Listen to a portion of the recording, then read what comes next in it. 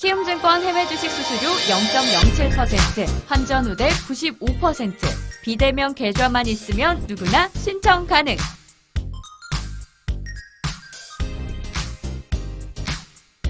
원금 손실 발생 시 투자자 귀속에 유의하세요.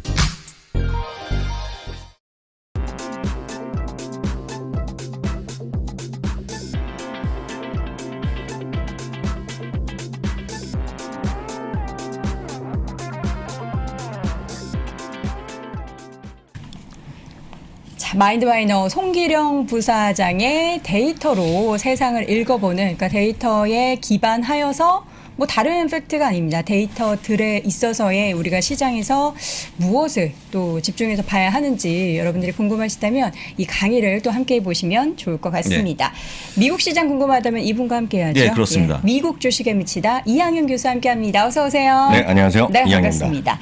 자, 어제 지수가 조금 쉬어갔는데 전체적으로 이제 오늘 좀 빨리 궁금해할 내용, 그러니까 계속 얘기했어요. 네네. 오늘 시장 특징주 중에서 사실 상승한 종목보다는 하락 종목에 많은 분들이 좀 걱정을 많이 하셔서 그 부분에 대해서도 좀 말씀을 해주셔야 될 것 같아요. 맞습니다. 네. 그 하기 전에 하나만 오늘 전체 큰 그림만 네, 하나 네. 보고 가겠는데요. 뭐 다우지수, S&P 떨어지고 나스닥 플러스 나스닥 보합된 거 이런 거 의미가 없겠고요. 딱 보시면 시장이 막 달려나갈 때 보여야 되는 징후들이 있습니다. 달려나갈 때. 달릴 때 보면 경기가 좋아진다는 거잖아요. 그럼 금리도 막 올라가고. 네. 그리고 유가도 많이 올라가고 네. 이런 거 많이 보셨잖아요. 네. 네. 근데 최근에 9리를 제가 몇 번 말씀드렸는데 사실 저는 최근에 이번 주는 처음 봤는데 이게 벌써 9리가 지난 주말에 이번 주에 어디를 갔다 왔냐면 지난 5월에 고점을 갔다 왔습니다. 네.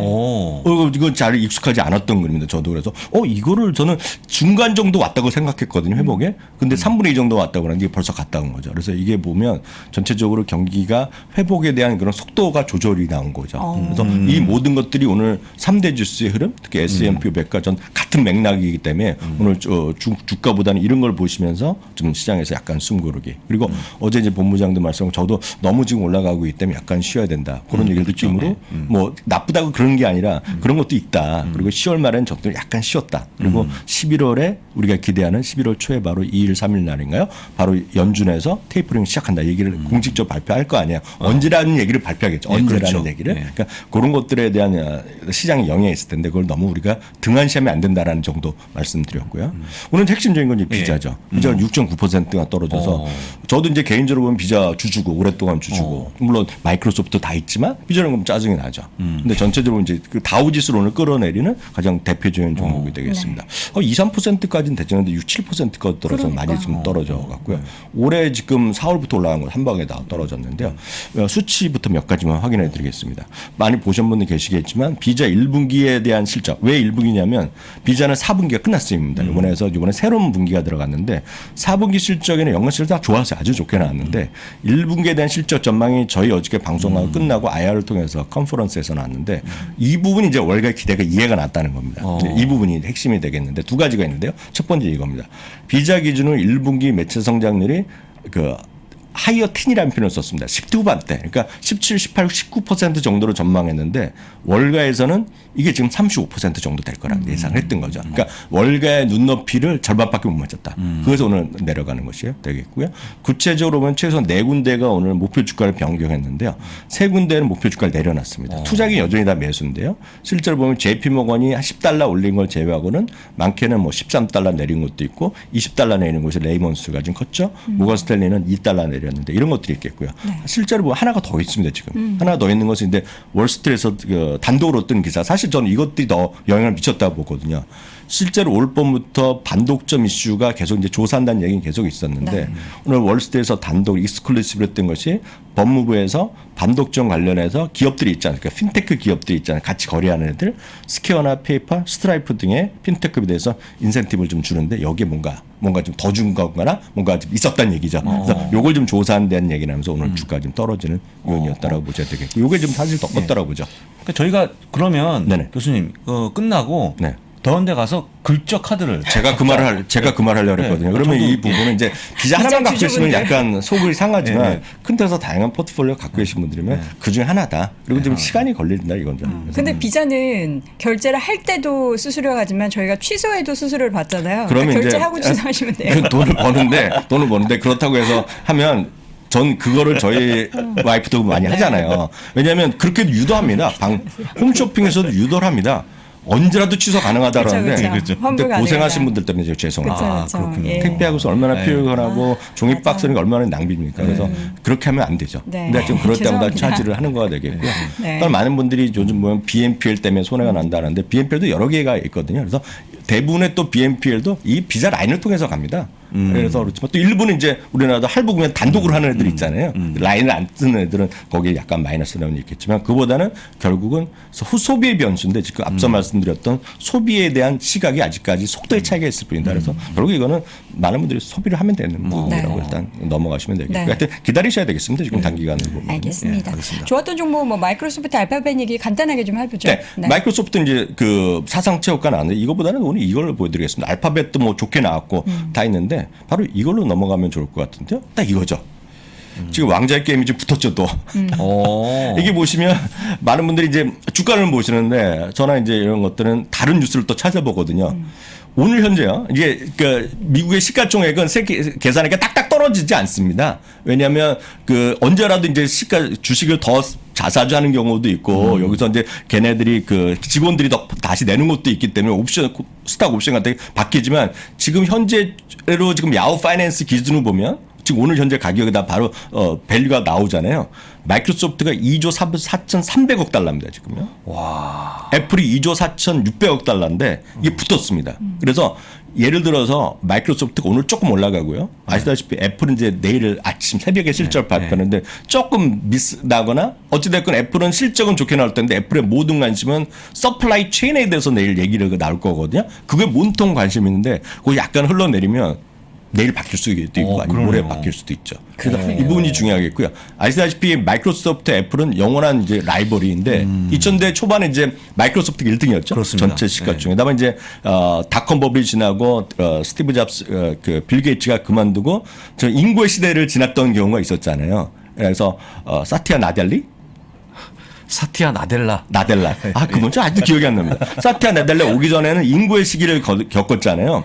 그때까지 보면 2010년대 한 번 마이크로소프트가 이긴 적이 잠깐 있었고요. 그 다음에 2018년부터 작년까지는 간혹가다 이긴 적이 있었어요. 간혹가다. 그렇지만 이번에는 어떻게 될지 모르겠어요. 2018년에 한 몇 개월, 2019년 그 작년에 어려울 때도 잠깐 이긴 적이 있었는데 이번엔 모르겠습니다. 이번에 다시 어떻게 할지. 근데 아마 지금 현재 냉정히 보면 애플은 서플라이 체인 이슈가 분명히 있죠. 제품인데 예. 마이크로소프트는 서플라이 체인이 이슈가 있어봤자 엑스박스랑 서피스거든요.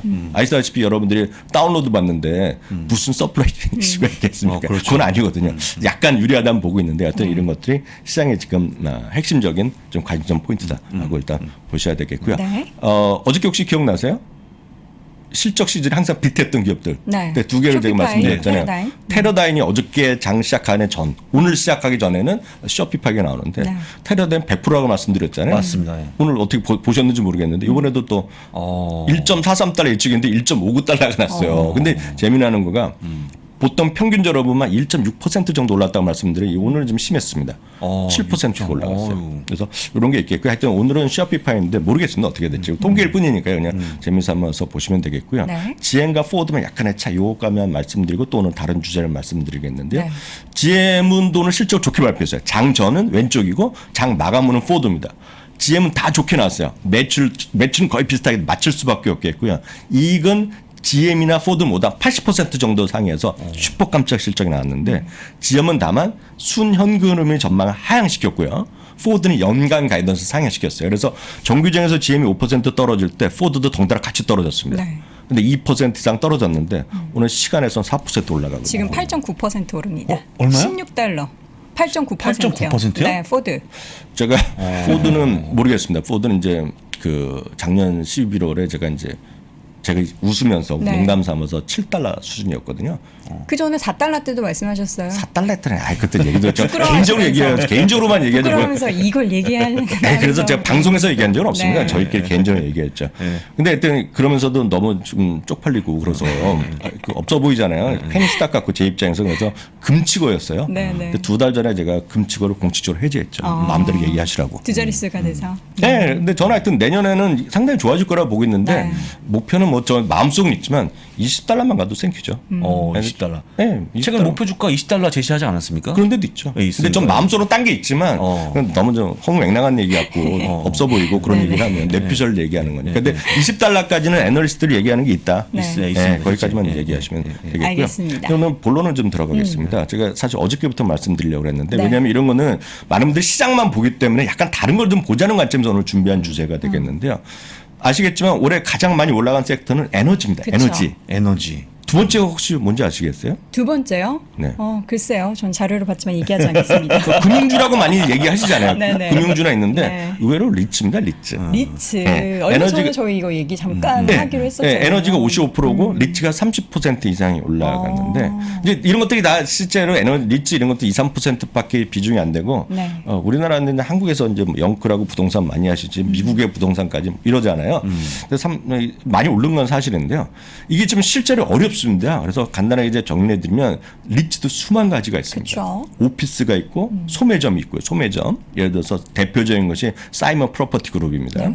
주거용은 여러분이 아파트나 이런 거 되겠고요. 산업용이 있습니다. 산업용. 산업용 이제 대표적인 것들이 다양한 이제 공장 같은 걸 아예 빌려주는 네네. 것들이 있어요. 그리고 이제 그 헬스케어는 이제 그 대표적인 실버타운 같은 경우들이 있겠고요. 데이터 센터는 여러분들 에퀴닉스를 좀 아시는 분 계실 것 같아요. 저희 책에도 소개해드렸던 건데 또 데이터 센터. 그리고 인프라는 여러분들 또 좋아하시는 대표적인 거가 어메리칸 타워죠. 어메리칸 타워 같은 거 그런 것들이 있는데요. 이게 흐름 하나 대표적으로 올해 어떤지만 간단하게 보여드리겠는데요. 네. 어메리칸 타워는 이게 사상체육관을 갔다 왔습니다. 어메리칸 타워 5G로 아마 많은 분을 아시고 조금 미국 주식 하셨던 분들 아는 겁니다. 그래서 이건 잘 나갔던 겁니다. 어메리칸 타워 이런 네. 것들. 에키닉스도 데이터 센터인데 사상체육관을 갔던 흐름이 있는 것들입니다. 그리고 상당히 알려주고 좋은 것들이고 리얼티 인컴은 아마 배당 좀 배당 하시는 좀. 분들은 제일 유명한 것 중에 하나 아닙니까? 리얼티 인컴 대부분 이제 소매점인데도 큰 유명한 장기 계약하는 소매점을 갖고 있습니다. 대표적인 것이 아마 세븐일레븐을 갖고 있을 겁니다. 세븐일레븐 대부분 여기를 통해서 하거든요. 그래서 장기 계약들 기간들 길기 때문에 한 번도 예를 들어 웬만한 것들이 아마 이게 본부장 제 기억으로는 이게 분기당 매번 조금이라도 올려주는 거 아닙니까? 예, 배당금. 그렇습니다. 그러니까 예. 분기당 올려주는 거 3개월마다 올려주는 걸로 하면 유명합니다. 그래서 리얼티 인컴 같은 게 이제 안정된 흐름이 있겠고요. 네. 프로로지스는 이제 유통입니다. 유통. 그래서 요즘 가장 강한 거죠. 요즘 그렇지 않아도 배송이 어려운데 배송 관련된 거 있죠. 그런 거 하기 때문에 프로로저스가 가장 강한 리츠 중에 하나입니다. 근데 이런 게 있는데요. 웰타운은 이제 저 개인적으로 저는 좀 저희 집안 친구 하나가 지인이 제가 이거 갖고 있습니다. 그러니까 어르신들이 많은 동네 살아요, 그 친구가. 그래서 이런 거 얘기했더니 딱 이런 거죠. 실버타운 이런 것들도 사상체육관 안 가지만 작년에 고점을 수준을 회복했던 수준입니다. 아시다시피 작년 실버타운이 전 세계가 더 어려웠었잖아요. 문 닫고 그랬었잖아요. 그렇죠. 그리고 이제 이건 저희 삼프에서도 여러 번 소개해드렸던 신세계 사이먼 프로퍼티, 신세계 사이먼 또 여기서 하는 거잖아요. 네. 신세계 사이먼 그룹이요. 그래서 아울렛 하는 거예요. 아울렛에서 전 세계 가장 큰 거. 이런 게 이제 대표적인 소매업종 리츠가 되겠고요. 네. 에코티 레지덴셜은 미주에 있는 분 좀 아십니다. 이거는 뭐냐면 레지덴셜인데요. 그 주택 아파트 네. 이런 건데 뉴욕에서 제일 큰 겁니다. 뉴욕의 비중이 가장 큰 에코티 레지덴셜이에요. 보스턴에도 있고 샌프란시스코 있는데 뉴욕의 비중이 높은. 그 비싼 곳에. 네, 거기에 이제 레지덴셜에 많이들 갖고 있는 건데 네. 아시다시피 이거는 제가 봄부터 간혹 말씀드렸고 사실 여기서 3% 한 번도 말씀드린 적이 없었어요, 사실요. 근데 이건 에코티 레지덴셜은 지금 아파트 가격이 폭등하면서 네. 올라간 거예요. 그래서 이런 것도 분명히 있는데 제가 오늘 말씀드리고 싶은 것은 오피스입니다. 제가 한 일주일 전에 오피스가 그쵸. 한번 다시 해드린다고 돌아오고 말씀드렸는데요. 지금 보시면 제일 부진한 서브 섹터는 오피스용 리츠입니다. 네. 그래서 주가 많이 올라간 게 아니라 모든 리츠 서브 섹터에 제일 안 좋은 겁니다. 왜냐하면 이상하게도 아파트 가격은 맨하탄 가격도 선정부지로 사상체육가로 올라갔는데 아쉬운 거는 지금 공실률은 사상 최대입니다. 그래서 19% 정도 공실률이 나오는데 그게 이제 바닥 너무 최고치를 쫓고 내려갈 거란 얘기. 그리고 뉴욕에 사람들이 이제부터 슬슬 복귀한다는 얘기가 나옵니다. 그게 이제 딱 10월이기 때문에 바닥인지 어떨지 모르겠지만 그런 얘기가 좀 나오고 있는 시점이죠. 그래서 이걸 한번 보여드렸던 거죠. 뉴욕의 공실률은 18.3, 통계에 따라서 19%까지인데 30년 만에 최고 수준입니다. 그래서 역으로 보면 주가는 재미없는데요. 그렇죠. 이게 뉴욕 시민들이 사무실로 돌아오기 시작했다. 이것도 수치가 딱 떨어집니다. 뉴욕의 시민들 있죠. 뉴욕에서 일하는 직원들이 많이 회복되겠다 해봤자 30%가 좀 넘습니다. 3.6% 정도가 복귀했고 10월 말 11월부터 이제 복귀가 들어갑니다. 블랙락, 월플, 라이온스 게이트 등 광범위한 회사가 10월 늦어도 10월 11월부터 업무 복귀가 결정하면서 뉴욕이 이제 다시 활발해질 거란 얘기하고 있거든요. 수치입니다. 아까는 076랑 반대되는 개념이죠. 076 내려가면 사무실 복귀가 늘어나기 때문에 저는 개인적으로 보면 오피스 리츠를 한번 보자는데 보고 있는데 참고적으로 여러 가지가 있는데 저도 개인적으로 스타들이 많이 한 적은 없기 때문에 여러분들 공부하라고 말씀드리는데 저도 검색한 겁니다. 미국의 오피스 리츠 중에 가장 큰 건 이겁니다. 가장 큰 기업은 5,550만 스퀘어피트를 갖고 있고요. 평균 리스가 7.9년. 보스턴과 뉴욕, 샌프란시스코에 많이 갖고 있고 참고적으로 연배당률이 3.5인데 제가 이거가 리츠 중에서 지금 가장 상대적 저렴한 상대 안 오른 거기 때문에 보스턴 프로퍼티 이런 거 몇 가지 더 있습니다. 제가 뉴욕에만 집중된 것도 있고 몇 가지 더 있는데 가장 오피스 중에서는 가장 큰 것 중에 하나가 보스턴 프로퍼티가 됐고 아마 리츠 ETF라도 이게 꼭 들어가는 겁니다. 그래서 이런 거 한번 보시면 좋을 것 같아서 설명드렸습니다. 네, 뭐 고르기 힘드시면은 리츠 묶어놓은 ETF를 그건 고르시는 게 소개드리면 VNQ입니다. 네, VNQ. V 빅토리아 할 때 V랑 네. N이죠. N. 엔터테인먼트 N 그리고 네. Q. VNQ가 정도가 괜찮은 흐름이 될 것 같습니다. 알겠습니다. 이게 리츠 관련해서는 네. 공실률이 일단 점점 낮아지고 네. 있기 때문에 그동안 좀 주춤했었던 기업들이 다시 올라올 수 있다라는 기대감을 가질 수 있는 그런 내용인 것 같고요. 또 하나 또 말씀해 주실 부분이 있잖아요. 그리고 제가 이제 저녁에 3주 정도 되다 네. 보니까 많은 분들이 댓글을 통해서 미국 주식 공부하고 싶은데 또 어떻게 공부하냐 그런데 사실 저희가 이거 강의를 3월 달에 이미 해갖고 한번 네. 출시해서 출시해서 3%에서 직접 여러 페이지 투 사이트를 또 앱을 통해서 바로 공부하실 수 있는데 네. 다시 한번 보여드리면 저랑 본부장님이 17강인가요? 그걸 계속 강의를 한번 해놓은 네, 게 있지 않습니까? 16강의를 했어요. 16강이기 때문에 네. 이런 거 필요하신 분은 여덟 앵커도 좀 공부 좀 하셔야 되는데. 예, 이걸. 더 하겠습니다. 알겠습니다. 제가 더 열심히 하도록 하겠습니다. 네. 이 강의로 저도 미국 주식에 대해서 공부 함께 하도록 하겠습니다. 오늘도 미국 주식의 미치다 이한영 교수와 함께했습니다. 고맙습니다. 네, 감사합니다. 아이고 빠르게 달려오다 예, 보니까 벌써 그렇습니다. 27분이 어이구, 됐습니다. 자, 여러분 저희는 이만 물러가도록 하겠고요. 잠시 후에 이어지는 오늘 아침 라이브도 함께해 주시기 바랍니다. 3분 동안 어디 가지 마세요. 저희는 내일 다시 돌아올게요. 고맙습니다. 네, 감사합니다.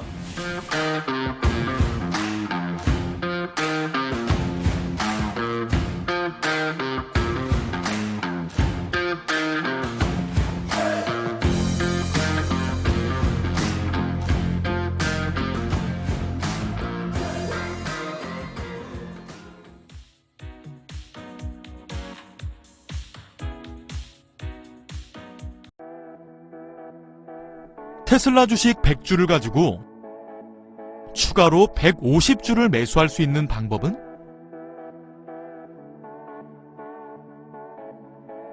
애플 주식 보유 중에 급히 자금은 필요한데 주식 처분은 싫다면 방법은? 전 세계 ETF를 레버리지 효과 일으켜 투자할 수 있는 방법은? 이러한 고민들 글로벌 스탁론과 함께 해결할 수 있습니다. 이러한 고민들이 있으셨다면 아래 링크를 통해 자세한 내용을 확인해 보세요.